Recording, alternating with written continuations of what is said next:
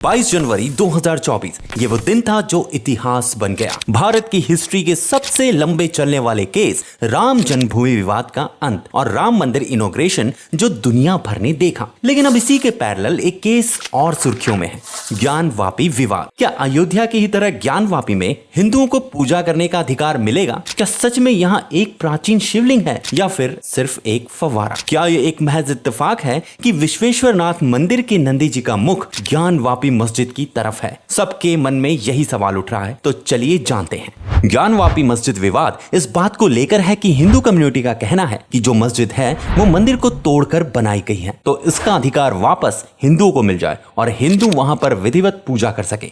यह 17वीं शताब्दी का एक धार्मिक स्ट्रक्चर है जिसे कि ज्ञानवापी मस्जिद के नाम से जाना जाता है। कहा जाता है कि इसे ईस्वी सन 1669 में मुगल शासक औरंगजेब ने भगवान विश्वेश्वर विश्वनाथ के प्राचीन मंदिर के भाग को तोड़कर वहां पर इस मस्जिद का निर्माण करवाया था।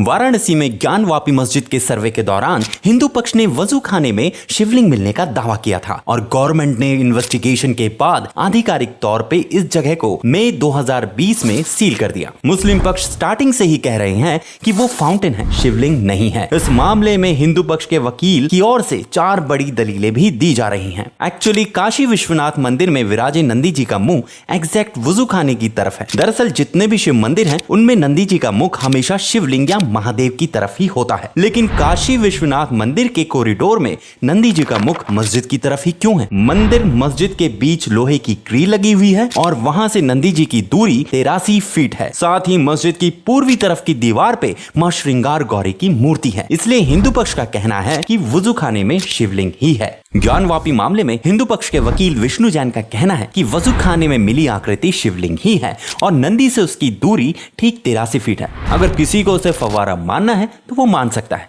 लेकिन हम उसे शिवलिंग ही मानते हैं। जब वकील विष्णु जैन से पूछा गया कि आप पुख्ता तौर पर शिवलिंग होने का दावा कैसे कर सकते हैं, तब जवाब में उन्होंने कहा कि फव्वारे और शिवलिंग के आकार में बहुत फर्क होता है। फव्वारा पानी के ऊपर होता है, लेकिन यहाँ पर ये वजू खाने के नीचे है। जब ASI की टीम मस्जिद के तहखाने में जा रही थी तब उन्हें वहां बहुत से स्वास्तिक चिन्ह और हिंदू टेंपल होने के साइन मिले। इसलिए हिंदुओं की मांग है कि इसकी अच्छी तरह से जांच की जाए ताकि जो सच है वो सामने आए। तो आइए अब नजर डालते हैं कि ये मुद्दा शुरू कैसे हुआ, कब से चला आ रहा है और कोर्ट तक कैसे पहुंचा।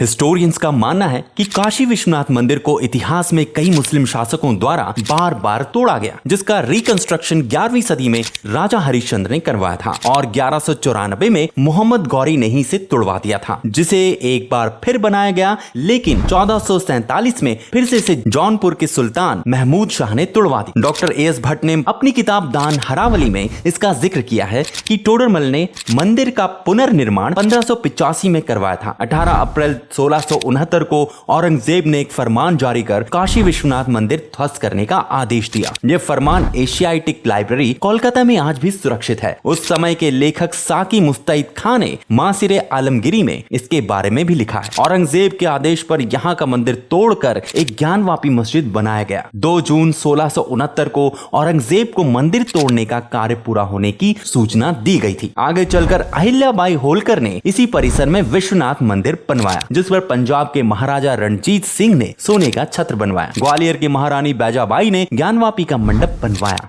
सन 1809 में काशी के हिंदुओं ने मस्जिद पर कब्जा कर लिया था, क्योंकि ये एरिया ज्ञानवापी मंडप का था, जिसे आजकल ज्ञानवापी मस्जिद कहा जाता है। 30 दिसंबर 1810 को बनारस के तत्कालीन जिला दंडाधिकारी मिस्टर वॉटसन ने वाइस प्रेसिडेंट इन काउंसिल को एक पत्र लिखकर ज्ञानवापी परिसर हिंदुओं को हमेशा के लिए सौंपने को कहा, लेकिन ऐसा हो नहीं पाया। वाराणसी में ज्ञानवापी परिसर को लेकर सबसे पहला मुकदमा 1936 में दीन मोहम्मद बनाम राज्य सचिव था। जब भारत में ब्रिटिश रूल था, तब दीन मोहम्मद ने निचली अदालत में याचिका दायर कर ज्ञानवापी मस्जिद और उसके आसपास की जमीनों पर अपना हक बताया था, लेकिन उस समय अदालत ने इसे मस्जिद की जमीन मानने से इनकार कर दिया था। 1994 में विश्व हिंदू परिषद ने कुछ राष्ट्रवादी संगठनों के साथ मिलकर ज्ञानवापी मस्जिद की जगह मंदिर बनाने के लिए कई कैंपेन चलाए। 1991 में हिंदू पक्ष की ओर से हरिहर पांडे, सोमनाथ व्यास और प्रोफेसर रामरंग शर्मा ने मस्जिद और पूरे परिसर में सर्वे करने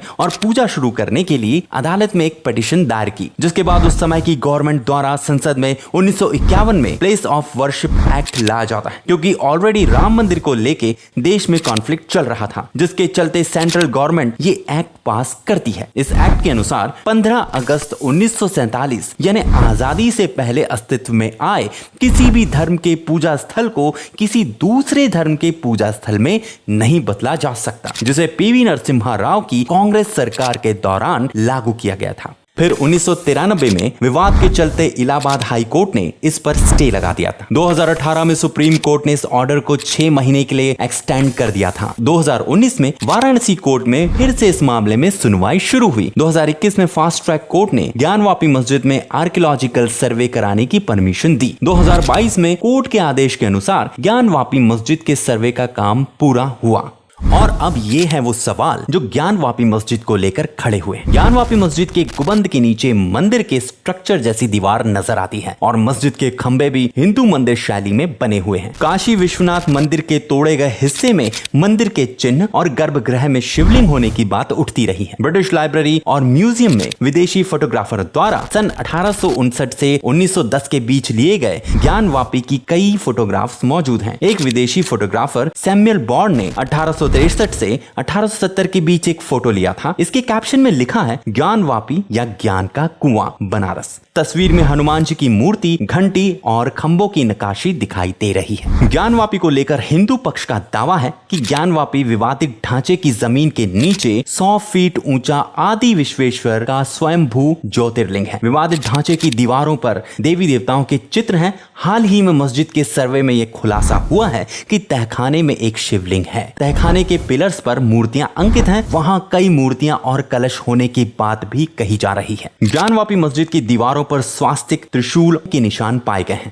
ज्ञानवापी मस्जिद का जो मुख्य गुंबद है उसके नीचे भी एक गुंबद है। दोनों के बीच करीब 6 से 7 फुट का गैप है। 4 अगस्त 2023 को सुप्रीम कोर्ट ने एएसआई के वैज्ञानिक सर्वेक्षण पर रोक लगाने से इनकार कर दिया। सुप्रीम कोर्ट ने कहा कि एएसआई ने स्पष्ट किया है कि पूरा सर्वेक्षण बिना किसी खुदाई और संरचना को कोई नुकसान पहुंचाए बिना पूरा किया जाएगा। 25 जनवरी 2024 को कोर्ट एएसआई की सर्वे रिपोर्ट को दोनों पक्षों को हैंड ओवर कर देता है, ताकि दोनों पक्ष ये जान सके कि एएसआई की रिपोर्ट में क्या आया। 31 जनवरी 2024 को वाराणसी कोर्ट ने ज्ञानवापी के व्यास तहखाने में हिंदुओं को पूजा करने का अधिकार दिया। तो वहीं अंजुमन इंतजामिया मस्जिद कमेटी ने इस फैसले को हाई कोर्ट में चैलेंज किया है, जिसकी हेयरिंग 8 फरवरी 2024 को होगी। और अब आगे जाके एएसआई की इन्हीं रिपोर्ट्स के बेस पर फाइनल वर्डिक्ट सुनाई जाएंगे, जिससे सदियों से चला आ रहा विवाद खत्म हो। ये सब कुछ एक लीगल प्रोसेस से हो रहा है, तो उम्मीद करते हैं कि ये दोनों पक्षों को मंजूर हो और जो सच है वो सामने आए। इसी के साथ ये वीडियो यहीं खत्म करता हूं। हमारे चैनल को सब्सक्राइब कीजिए और आपके हिसाब से क्या जजमेंट आएगा हमें कमेंट बॉक्स में जरूर बताएं। जय हिंद।